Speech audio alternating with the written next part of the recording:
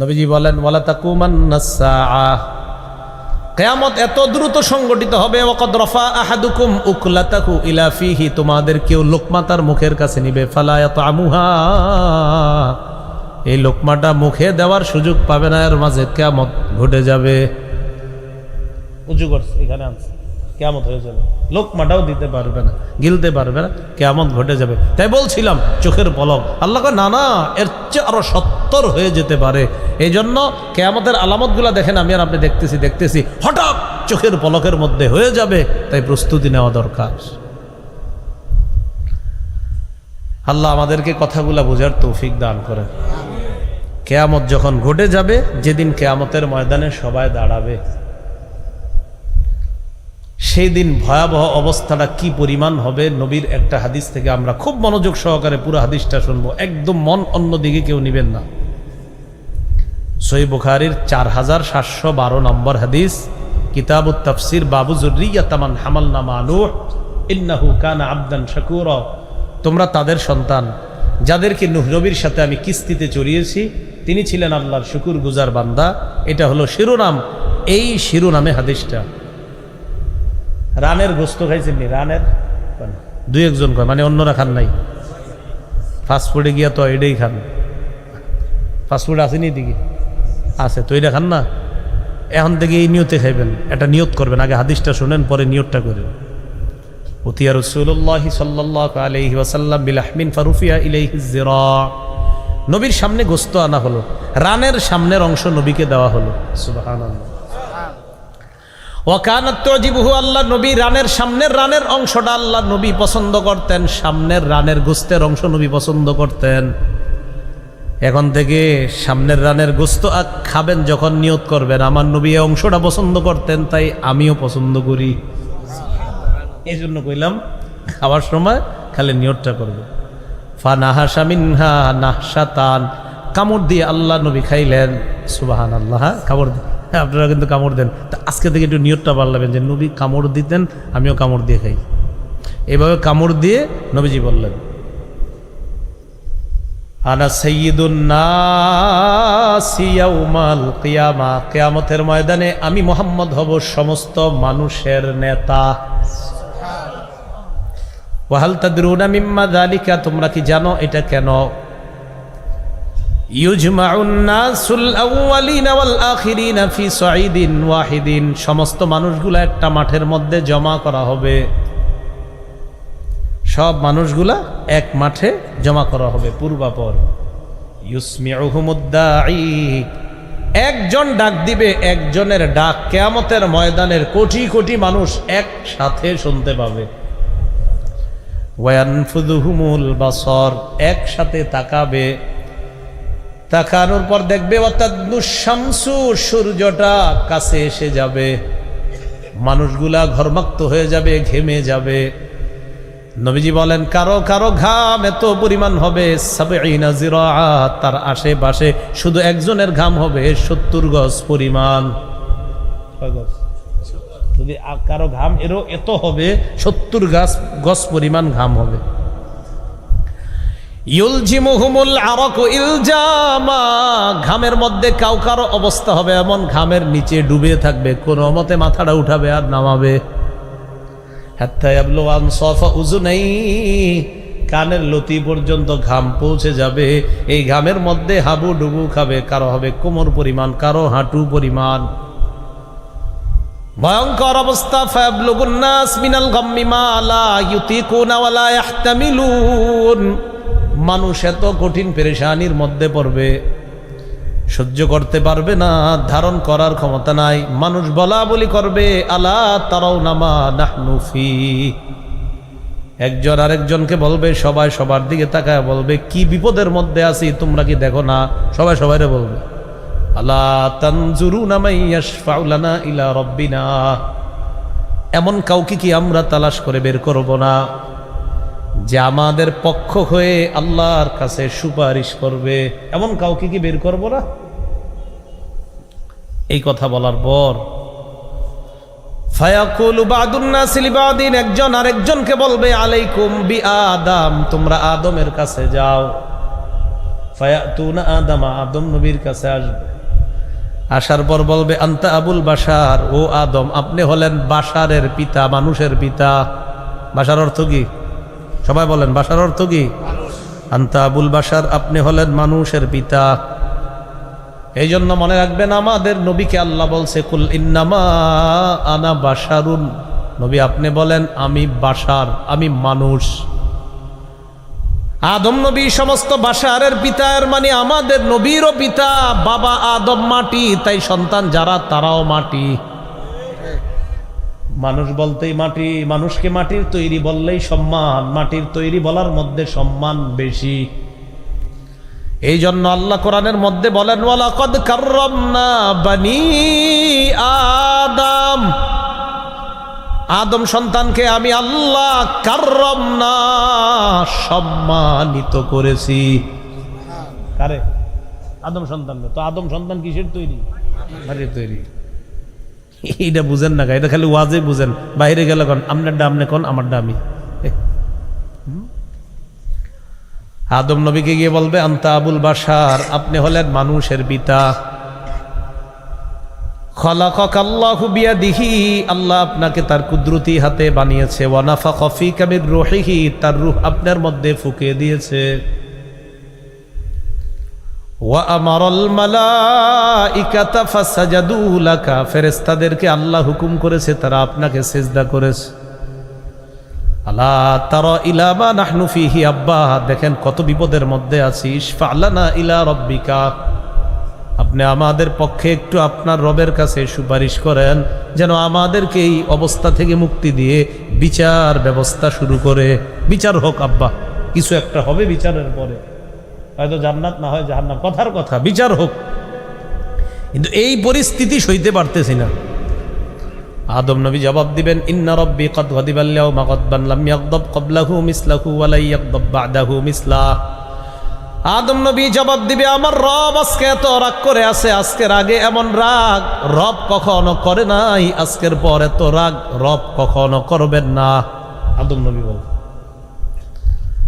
ওয়া ইন্নাহু ক্বাদ নাহানি আনিশ শাজারা, আল্লাহ আমাকে জান্নাত দেওয়ার পর নিষেধ করেছিলেন ওই গাছের কাছে যাওয়ার জন্য। আমাকে আর আমার বিবিকে আল্লাহ বলছেন উসকুন আনতা ওয়া যাওজুকাল জান্নাহ, আপনি আর আপনার বিবি জান্নাতের মধ্যে থাকেন। ওয়াকুলা মিন হাইসু শিতুমা, যেখান থেকে মন চায় সেখান থেকে খান, কোনো সমস্যা নাই। তবে ওয়ালা তাকরাবা হাদিহিশ শাজারা, ওই গাছটার কাছে যাবেন না। আদম নবী বলবেন ফাসাইতুহু, আল্লাহ আমাকে গাছের কাছে যাইতে নিষেধ করেছেন, আমি আল্লাহর এই নিষেধাজ্ঞা পালন করার ক্ষেত্রে আমার দ্বারা একটু অন্য রকম হয়ে গিয়েছে। কি বললাম? ওলামা হযরতরা আসেননি, আসাইতুহু, হুকুম পালন করার ক্ষেত্রে একটু আমার দ্বারা অন্য রকম হয়ে গিয়েছে। আল্লাহ যদি আজকে আমাকে বলে আপনারা আমি কইলাম গাছের কাছে না যাইতে, আপনি কি লেগে গেলেন? অথচ আল্লাহ কোরআনে বলছে ফাতাবা আলাই, আদম নবী যে গাছের কাছে গিয়েছিলেন, ফাতাবা আলাই, আদম নবী কান্না করার পর আল্লাহ মাফ করে দিস। মাফ করলে তো আর সমস্যা নেই, কিন্তু আদম নবীর টেনশন আজকে যদি বলে ফেলে তা আমি কি করবো? নফসি একবার, নফসি দুইবার, নফসি তিনবার, আমি আমার পরিত্রাণ চাই, আমি নিজেই সুপারিশ প্রত্যাশী, আমি তোমাদের জন্য সুপারিশ করতে পারবো না। ইযহাবু ইলা গায়রি, আমি ছাড়া অন্য কারো কাছে যাও। এই কথাটি শুধু শুইনেন না, রাতে শুয়ে শুয়ে ভাববেন যে একজন নবী সুপারিশ না করে, প্রথম নবী, প্রথম মানুষ, সব মানুষের আব্বা, তিনি সুপারিশ না করে বলতেছেন আমি নিজেই সুপারিশ প্রত্যাশী, তোমরা অন্য কারো কাছে যাও। তখন নিজের গুনাহের কথাগুলো স্মরণ করবেন যে আমার গুনাহ তো ক্যালকুলেটারেও ধরবে না। একজন নবী যার অপরাধ নাই, এরপরেও তিনি বলতেছেন না আল্লাহ যদি বলে আমি কি করব, তো আমার আপনার অবস্থাটা কি হবে? আদম নবী বলবেন ইযহাবু ইলা গায়রি, ইযহাবু ইলা নূহ আলাইহিস সালাতু ওয়াস সালাম, আমি ছাড়া অন্য কারো কাছে যাও, নূহ নবীর কাছে তোমরা যাও। ফায়াতুনা নূহা, সবাই নূহ নবীর কাছে আসবে। আসার পর বলবে ইন্নাকা আনতা আউয়ালুর রুসুলি ইলা আহলিল আরদ, ও নূহ পয়গম্বর আপনি দুনিয়াবাসীর কাছে সর্বপ্রথম রসুল। সর্বপ্রথম রসুল মানে শিরিক যখন শুরু হইল, শরীয়তের প্রয়োজনীয়তা দেখা দিল। আর শরীয়তের প্রয়োজনীয়তা দেখা দেওয়ার পর ওই শরীয়ত দিয়ে সর্বপ্রথম যে রসুলকে আল্লাহ দুনিয়াতে পাঠিয়েছেন তিনি হলেন নূহ আলাইহিস সালাতু ওয়াস সালাম। তো নূহ নবীকে বলবে ওয়াকাদ সাম্মাকাল্লাহু আবদান শাকুরা, আল্লাহ আপনার নাম রাখছে শুকরগুজার বান্দা। আলা তারা ইলা মা নাহনু ফিহি, কি বিপদের মধ্যে আছি আপনি কি দেখেন না?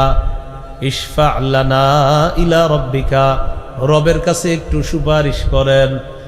নূহ নবী জবাব দিবে ইন্না রাব্বি কদ গাদিবাল ইয়াউমা গাদবান লাম ইয়াগদাব ক্বাবলাহু মিসলাহু ওয়া লা ইয়াগদাব বা'দাহু মিসলাহ। এই বাংলাটাও প্রতিদিন কয়েকবার স্মরণ করবেন। নূহ নবী ও আদম নবীর মতো বলবেন আজকে আমার রব এত রাগ করে আছে, আজকের মতো এত রাগ আগে কখনো করে নাই, আজকের মতো এত রাগ ভবিষ্যতে কখনো করবে না। নবী বলতেছে এই কথা। তো আমি আর আপনি চিন্তা করব কি যে আল্লাহ এত রাগ রেগে থাকবেন সেদিন? নূহ নবী বলবেন ইন্নাহু কদ কানাত লি দাওয়াতুন ফাদাউতুহা আলা কওমি, আল্লাহ আমাকে স্পেশাল একটা দোয়া দিয়েছিলেন। দোয়া আমি আমার সম্প্রদায়ের বিরুদ্ধে দোয়াটা করছি, তারা সব ডুবে মরে গেছে। আজকে যদি আল্লাহ আমারে বলে আপনার একটা দোয়া দিলাম, এই দোয়াটা তো আমার বান্দাদের জন্য করতে পারতেন, পক্ষে করতে পারতেন, না করে তাদেরকে ধ্বংসের জন্য দোয়া করলেন। আমি কয়েকজন ইমানদার ছাড়া পুরা দুনিয়ার সবগুলা পানির নিচে ডুবায় মারলাম। আল্লাহ যদি আমাকে বলে কেন তাদের বিরুদ্ধে দোয়াটা করছিলেন, কি জবাব দিব আমি? ওলামায়ে কেরাম সবাই একমত যে নূহ নবীর কোনো অন্যায় নাই, উনি সঠিক দোয়াই করছে। কিন্তু ওনার মনে হবে যে আল্লাহ যদি বলে আমার এতগুলা বান্দা আমি পানির নিচে ডুবায় মারছি, আপনি কেন এই দোয়া করলেন? আল্লামা কাস্তাল্লানী রহমতুল্লাহ আলাইহি লিখছেন বুখারীর টিকা হাসিয়ার মধ্যে, ইয়া দাওয়াতুল্লাতী গারিকা বিহা আহলুল আরদ, সেটা সেই দোয়া যেই দোয়ার কারণে পুরা দুনিয়াবাসী পানির নিচে ডুবে গেছে। নূহ নবী বলবে ইযহাবু ইলা গায়রি ইযহাবু ইলা ইব্রাহিম আলাইহিস সালাতু ওয়াস সালাম, তোমরা ইব্রাহিম নবীর কাছে যাও। সব মানুষগুলা ইব্রাহিম নবীর কাছে আসবে, আসার পর বলবে ইয়া ইব্রাহিম আনতা নবিয়ুল্লাহি ওয়া খলিলুহু মিন আহলিল আরদ, আপনি হলেন আল্লাহর নবী, আবার দুনিয়ার মধ্যে প্রথম খলিল। খলিল মানে অন্তরঙ্গ বন্ধু। অন্তরঙ্গ বন্ধু, বন্ধুর কাছে কিছু বলতে সহজ হয়। যেহেতু আপনি আল্লাহর অন্তরঙ্গ দোস্ত, আজকে বন্ধু হিসাবে আল্লাহর কাছে আমাদের জন্য সুপারিশ করেন। আপনি তো আল্লাহর অন্তরঙ্গ বন্ধু। খলিল বলেন কি? খলিল অর্থ কি? অন্তরঙ্গ বন্ধু। আমগো নবীও কিন্তু আল্লাহর অন্তরঙ্গ বন্ধু। রাসূলুল্লাহ সাল্লাল্লাহু আলাইহি সাল্লাম ইন্তেকালের 5 দিন আগে বলছেন ইন্নাল্লাহা ইত্তাখাযানি খলিলা কামাত্তাখাযা ইব্রাহিমা খলিলা, আল্লাহ ইব্রাহিম নবীরে যেমন খলিল বানাইছে আমারেও আল্লাহ খলিল বানাইছে। ইব্রাহিম নবী যেমন আল্লাহর খলিল, আমিও আল্লাহর খলিল। লাউ কুনতু মুত্তাখিযান মিন উম্মতি খলিলা, আমার উম্মতের কাউকে যদি আমি খলিল বানাইতাম লাত্তাখাযতু আবা বকরিন খলিলা, তাহলে আবু বকরকে আমার খলিল হিসাবে গ্রহণ করতাম। কিন্তু আমি দুনিয়ার কাউকে খলিল হিসাবে গ্রহণ করতে পারি না, কারণ আল্লাহ আমারে খলিল হিসাবে গ্রহণ করে নিয়েছেন। তাহলে খলিল হলো কয় নবী? ইব্রাহিম নবী, মুহাম্মদ সাল্লাল্লাহু আলাইহি সাল্লাম। ইব্রাহিম নবী নবিয়ুল্লাহ, খলিলুল্লাহ। আমাদের নবী নবিয়ুল্লাহ, রসুল্লাহ, খলিলুল্লাহ, হাবিবুল্লাহ। তো আপনি আল্লাহর কাছে একটু সুপারিশ করেন। ইব্রাহিম নবী বলবে কদ কাযাবতু সালাসা কাযিবাত, দুনিয়ার মধ্যে 3টা কথা আমি সরাসরি ভাবে না বলে একটু অন্যভাবে বলেছিলাম। ডাইরেক্ট বলতে পারতাম, না বলে একটু অন্যভাবে বলেছি। আল্লাহ যদি আজকে আমাকে বলে আপনি কেন 3টা কথা একটু অন্যভাবে বললেন, আপনি তো এটা স্বাভাবিকভাবে বলতে পারতেন, আপনি স্বাভাবিক না বইলে একটু অন্যরকম কেন বললেন? মানে একটা কথা স্বাভাবিক বলতে পারতেন, তো আপনি একটু মানে এই যে ডাইরেক্ট যারা আসতেছে, একটা যদি কেউ ঘুরে আসে, আসা হয় কিনা বলেন? তো যদি মানে আপনি ডাইরেক্ট আসতে পারতেন, আপনি ওই দিকটা ঘুরে আসলেন কেন? একই বাস আসছে। তো আল্লাহর নবী ইব্রাহিম চিন্তা করে যে আমি তিনটা কথা আল্লাহকে যে স্বাভাবিক বলতে পারতাম, স্বাভাবিক না বলে একটু অন্যভাবে বলেছিলাম দুনিয়াতে তিনটা কথা, যদি ধরে ফেলে যে আপনি এই তিনটা কথা এমনি কেন বললেন, আমি কি জবাব দেব? এক নাম্বার, ইব্রাহিম নবীর জাতি ইব্রাহিম নবীরে বলছে চলো মেলায় চলো, তো ওই জায়গায় গেলে শিরিক হয়। তো শিরিকের কর্মকাণ্ড এটা মাথায় আসলেই তো একটা অসুস্থতা। তিনি বললেন ইন্নী সাকিম, আমি অসুস্থ। ওনার উদ্দেশ্য হলো আমি মানসিক অসুস্থ, কারণ শিরিক কাজকর্ম দেখাটাই অসুস্থতা। জনগণ মনে করছে উনি শারীরিক অসুস্থ। তা আল্লাহ যদি বলে আপনি এমন কথা কেন বললেন যেটাতে আপনি বুঝছেন একটা, জনগণ বুঝছে আরেকটা। দুই নাম্বার, ইব্রাহিম নবী তার জাতি মেলায় যাওয়ার পর তিনি তাদের এবাদতখানায় ঢুকার পর ছোট ছোট যতগুলা খোদা আছে সবগুলা টুকরা টুকরা কইরা ইল্লা কাবির আল্লাহুম, বড়টারে ঠিক রাখছে। ফাজআলাহুম জুদাদান ইল্লা কাবির আল্লাহুম লাআল্লাহুম ইলাইহি ইয়ারজিউন, তাদেরকে সবগুলারে টুকরা টুকরা করছে ইল্লা কাবির আল্লাহুম, বড়টা ছাড়া। লাআল্লাহুম ইলাইহি ইয়ারজিউন, যেন তারা তার কাছে ফিরে আসে। সব মানুষগুলা যখন মেলা থেকে আসছে, সূরা আম্বিয়ার 59 নম্বর আয়াত থেকে 62 নম্বর আয়াত পর্যন্ত জনগণ যখন মেলা থেকে আসছে, আসার পর 58 থেকে 62, 58 থেকে 62 আসার পর তারা তাদের ইবাদত খানায় ঢুকছে। ঢুকার পর কয় ক্বালু মান ফাআলা হাদা বিআলিহাতিনা ইন্নাহু লামিনাজ জালিমিন, আমাদের খোদাদের সাথে এমন আচরণ কে করছে, যে করছে সে জালেম। নাউজুবিল্লাহ।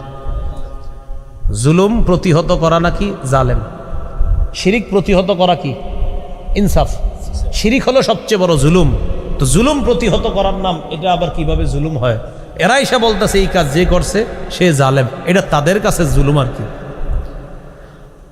قالوا سمعنا فتى يذكرهم يقال له إبراهيم, তারা বলল আমরা একটা যুবকরে চিনি, তার নাম ইব্রাহিম। এই যুবকটা আমাদের এই খোদাদের বিরুদ্ধে কথাবার্তা বলতে শুনছি, সমালোচনা করতে শুনছি, সন্দেহ হয় মনে হয় এই কাজটা সেই করছে। قالوا فأتوا به على أعين الناس لعلهم يشهدون, ইব্রাহিমকে জনগণের সামনে আনো, সবার উপস্থিতিতে তাকে জেরা করা হবে। ইব্রাহিম নবীকে ডাকলেন, ডাকার পর বললেন আনতা ফাআলতা হাদা বিআলিহাতিনা ইয়া ইব্রাহিম, ইব্রাহিম এগুলা কি তুমি করছো আমাদের খোদাদের সাথে? ইব্রাহিম নবী জবাব দিলেন বাল ফাআলাহু কাবীরুহুম হাযা, ইব্রাহিম নবী এটা বলেন নাই আমি করি নাই, এটা বলেন নাই। তিনি বললেন বাল ফাআলাহু কাবীরুহুম হাযা, তাদের এই বড়টা করছে, তাদের এই বড়টা করছে। হ্যাঁ কি করছে? তাদের এই বড়টা মানি আমি। ইব্রাহিম নবীর উদ্দেশ্য এই বড়টা মানি আমি করছি। এরা মনে করছে ওই বড়টা খোদাটা। তো ইব্রাহিম নবী বললেন তাদের এই বড়টা করছে। তো এরা মনে করছে কি তাদের এই বড়টা মনে হয় বড় খোদা, তো এটা তো আপনার বড় না। ইব্রাহিম নবীর উদ্দেশ্য এরা কি আবার এই মানুষের বানানো, এদের চেয়ে আমি বড়, তো এই বড়টা মানে আমি। এরা বুঝছে ওইটা অলংকার শাস্ত্র, কথা শাস্ত্রে এটা জায়েজ, এইভাবে কথা বলা জায়েজ প্রয়োজনের ক্ষেত্রে। ইব্রাহিম নবীর উদ্দেশ্য তিনি, তারা বুঝছে ওইটা। আল্লাহ যদি বলে আপনি এমন কথা কেন বললেন যেটার উদ্দেশ্য আপনি ছিলেন, এরা মনে করছে ওইটা, আপনি এই জাতীয় কথা বললেন কেন, আমি কি জবাব দিব? এটা দুইটা। 3 নাম্বার, তিনি তার বিবিকে নিয়ে রওনা করছে, ইরাক থেকে শামে যাবে। যাওয়ার সময় মিশরের উপর দিয়ে যাবে। মিশরের তৎকালীন বাদশার নাম সিনান ইবনে ইলওয়ান। এ বাদশার চরিত্র ছিল খুব খারাপ, লম্পট টাইপের বাদশা। সুন্দরী কোনো রমণীর কথা তার কানে আসলে এই রমণীর সাথে অপকর্ম করার জন্য সে পাগল প্রায় হয়ে যেত। বলেন নাউজুবিল্লাহ। ইব্রাহিম নবীর বিবি আসছে, শুনছে বাদশার সামনে হাজিরা করা হবে, উপস্থিত করা হবে। ইব্রাহিম নবী বললেন তুমি যখন বাদশার সামনে যাবা, তোমাকে যখন প্রশ্ন করবে তুমি সম্পর্কে আমার কি হও, বলবা বোন হও, বউ হও, বিবি হও, এটা বলবা না। কি বলবা? বোন হও। শুধু একটু বলছে বোন হও, এটা বলবা। কেমনে? সারা আদমের মেয়ে, ইব্রাহিম নবী আদমের ছেলে, সেই হিসাবে ভাই বোন। বুঝে নেই? সারা কার মেয়ে? আদমের। বলেন কার মেয়ে? ইব্রাহিম নবী কার ছেলে? সেই হিসাবে ভাই বোন। প্রয়োজনের ক্ষেত্রে স্ত্রীকে লম্পটের দুশ্চরিত্র থেকে হেফাজত করার জন্য স্বামীর জন্য এতটুকু করার অনুমোদন শরীয়ত দিবে। সারা দুনিয়ার সবাই বলবে এটা কোনো সমস্যা নাই, ইব্রাহিম নবী সঠিক কাজটাই করছে। কিন্তু উনি মনে করবে আল্লাহ যদি বলে ফেলে আপনি বিবিরে কেন বোন বলছেন? তো এই 3 টেনশনে আমি আছি। নফসি নফসি নফসি, আমি আমার পরিত্রাণ চাই। ইযহাবু ইলা গায়রি ইযহাবু ইলা মুসা, আমি ছাড়া অন্য কারো কাছে যাও, মুসা নবীর কাছে যাও। ফায়াতুনা মুসা, সবাই মুসা নবীর কাছে আসবে। আসার পর বলবে ইয়া মুসা আনতা রাসূলুল্লাহ, মুসা আপনি হলেন আল্লাহর রাসূল। ওয়া কালিমাতুহু আলকাহা ইলা মারইয়াম রূহুম মিন, আপনি হলেন আল্লাহর কালিমা, যে কালিমা আল্লাহ মারিয়ামের মধ্যে নিক্ষেপ করেছেন। বাবা ছাড়া মারিয়ামের পেট থেকে আল্লাহ আপনাকে দুনিয়ার মধ্যে এনে আল্লাহ তার কুদরতের প্রকাশ করে দিয়েছেন। আল্লাহ তার ক্ষমতা বুঝিয়েছেন। আমি বাপ ছাড়া সন্তান দুনিয়াতে আনতে পারি, এটা আল্লাহ দেখিয়েছেন। তা আপনি আমাদের জন্য আজকে আল্লাহর কাছে একটু সুপারিশ করেন। ওইখানে আবার কথা, ঈসা নবী কিসের তৈরি? এতক্ষণ তো আপনারা শুনছেন আদম নবী বাশারের পিতা, আবুল বাশার। মানুষের পিতা আদম, আর আদম মাটির তৈরি, তাই সব মানুষ মাটির তৈরি। প্রশ্ন এসে যায় ঈসা নবীর তো আব্বাই নাই, তাহলে উনি কিসের তৈরি? বুঝে নেই? ঈসা নবীর আব্বা আসেনি, তো ঈসা নবীর তো আব্বা নাই, উনি কিসের তৈরি? এরকম কথা বলে আপনাদেরকে কেউ আটকায় দিতে পারে, আগামীকাল চা স্টলের সামনেও আটকাইতে পারে। তাই আটকায় যদি দেয়, জবাবটা মনে রাখবেন। সূরা আলী ইমরানের 59 নম্বর আয়াত। কোন সূরা? কত নম্বর? ওই আয়াতে আল্লাহ বলছেন ইন্না মাসালা ঈসা ইনদাল্লাহি কামাসালি আদম, ঈসার দৃষ্টান্ত আল্লাহর কাছে আদমের মতোই। কার মতো? আদমরে আল্লাহ কি দিয়ে বানাইছে? ঈসারও মাটি দিয়ে বানাইছে। কথা কি বুঝে আসছে? তো এই জন্য বলেন আমার সাথে, বলেন মানুষ বলতেই বলেন মাটির তৈরি, ব্যাস এটাই। তো এই কথা বলার কোনো সুযোগ নাই যে বাশারের পিতা আদম, আর আদম যেহেতু মাটির তৈরি তাই সব বাশাররা মাটির তৈরি। প্রশ্ন এসে যায় ঈসা নবীর তো আব্বাই নাই, তিনি কিসের তৈরি? আল্লাহ কোরআনে বলে দিয়েছেন কিসের তৈরি, মানে ইন্না মাসালা ঈসা ইনদাল্লাহ, আল্লাহর কাছে ঈসার দৃষ্টান্ত হলো কামাসালি আদম, আদমের মতো। আদমরে আমি আল্লাহ মাটি দিয়ে বানাইছি, বানানোর পর আমি বলেছি কুন, এই কুনের ব্যাখ্যা হলো কুন বাশার, তুমি মানুষ হও। ফায়াকুনু, এই ফায়াকুনুর ব্যাখ্যা হলো ফায়াকুনু বাশার, এরপর আদম একটা মানুষ হয়ে গেছে। এইভাবে ঈসারও আল্লাহ বানাইছে। ঈসা আলাইহিস সালাতু ওয়াস সালামকে আল্লাহ বানিয়েছেন, কুদরতিভাবে বানিয়েছেন। বানানোর পর আল্লাহ বলেছেন কোন, আপনি হন, মানে কোন বাশারও, মানুষ হন। ফায়াকুনু বাশারও, তিনি মানুষ হয়ে গেছেন। বাশার বলতেই মাটির তৈরি। তাহলে এটা বলার সুযোগ নাই যে আব্বা মাটি, সন্তান না মাটি। ঈসা নবীর তো আব্বাই নাই, তাহলে আপনারা জবাবটা দিতে পারবেন না ইনশাল্লাহ। ঈসা নবীর আব্বা নাই ঠিক, বাকি আমগো আব্বারে আল্লাহ যেমনে বানাইছে ঈসা নবীরও তেমনি বানাইছে। সুবহানাল্লাহ। তো ঈসা নবীরে বলবে আপনি একটু সুপারিশ করেন। ঈসা নবী বলবে ইযহাবু ইলা গায়রি, আমি ছাড়া অন্য কারো কাছে যাও। ও না না, মুসা নবী রয়ে গেছে না? হ্যাঁ, কি মুসা নবীর কাছে আসি না ঈসা নবী? ও আচ্ছা, মুসা নবী। মুসা নবীর কাছে যাবে, যাওয়ার পর মুসা নবীকে বলবে মুসা আনতা রাসূলুল্লাহ। ওই জায়গায় একটু ভুল হয়ে গেছে, আমরা ঈসা নবীর আলোচনা এসে গেছি না, মুসা নবী হবে। মুসা নবীকে গিয়ে বলবে আনতা রাসূলুল্লাহ ফাদ্দালাকাল্লাহু বিরিসালাতিহি ওয়া বিকালামিহি আলান নাস। মুসা আপনি আল্লাহর রাসূল, আল্লাহ আপনাকে রিসালাতের মাধ্যমে আর কথা বলার মাধ্যমে দুনিয়ার মানুষের উপর শ্রেষ্ঠত্ব দান করছেন। আমরা অনেক বিপদের মধ্যে আছি, ইশফা লানা ইলা রাব্বিকা, আমাদের জন্য আপনি আপনার রবের কাছে সুপারিশ করেন। মুসা নবী জবাব দিবে কদ কতালতু নাফসান লাম উমার বিকতলিহা, আমি দুনিয়াতে একটা মানুষকে হত্যা করছি যারে হত্যা করার আদেশ আমারে করা হয় নাই। এক লোকরে আমি ঘুষি মারছিলাম, লোকটা মরে গেছে। ফাওয়াকাযাহু মুসা ফাকাদা আলাই, একজনে ঘুষি মারছে, মরে গেছে।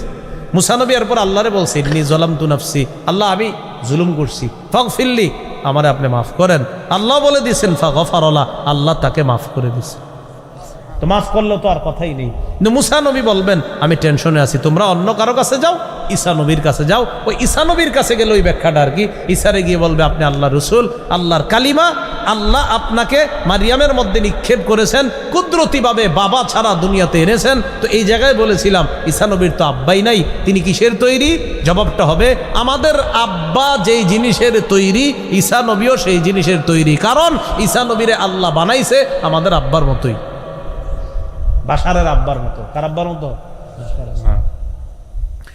তো ঈসা নবী বলবে ইযহাবু ইলা গায়রি, ইযহাবু ইলা মুহাম্মাদিন সাল্লাল্লাহু আলাইহি ওয়াসাল্লাম, আমি ছাড়া অন্য কারো কাছে যাও, মুহাম্মদ সাল্লাল্লাহু আলাইহি ওয়াসাল্লামের কাছে যাও। কদ গফারাল্লাহু লাহু মা তাকদ্দামা মিন যামবিহি ওয়া মা তাআখার, তার আগে পরে কোনো গুনাহ নাই, যদি থাকতো আল্লাহ সব অগ্রিম মাফ করে দিস। নাই, কোনো গুনাহ নাই, কোনো গুনাহ নাই, এমনি আল্লাহ সব মাফ করে দিস। নবীজি বলেন ফায়াতুনি, সবাই আমার কাছে আসবে, ফাআনতালিকু হাত্তা আতি তাহতাল আরশ, আমি চলতে থাকবো, আরশের নিচে যাব। যাওয়ার পর আকাউ সাজিদান লিরাব্বি, আমি সিজদায় পড়ে যাব। সিজদায় পড়ার পর ফায়াদাউনি মাশা আল্লাহু আইয়াদা, আল্লাহ আমাকে যতক্ষণ মন চায় ততক্ষণ সিজদার মধ্যে রেখে দিবেন। ফাআহমাদুহু বিতাহমিদিন ইউআল্লিমুনি, আমি আল্লাহর প্রশংসা করব, ওই প্রশংসা যেই প্রশংসা আল্লাহ আমাকে শিখায়া দিবেন, আল্লাহ শিখায়া দিবেন, এই প্রশংসা করেন, আমি করব। এরপর আল্লাহ আমারে বলবেন মাথা উঠান, আমি মাথা উঠাবো। মাথা উঠানোর পর আমাকে তিনটা কথা বলবে। এক নাম্বার, আমাকে আল্লাহ বলবেন সাল তু'তা, আপনি চান দেওয়া হবে। দুই নাম্বার কুল তুসমা, আপনি বলেন আপনার কথা শোনা হবে। তিন নাম্বার ইশফা তুশাফা, আপনি সুপারিশ করেন, আপনার সুপারিশ মঞ্জুর করা হবে। রাসূলুল্লাহ সাল্লাল্লাহু আলাইহি সাল্লামের সুপারিশে বিচার শুরু হবে।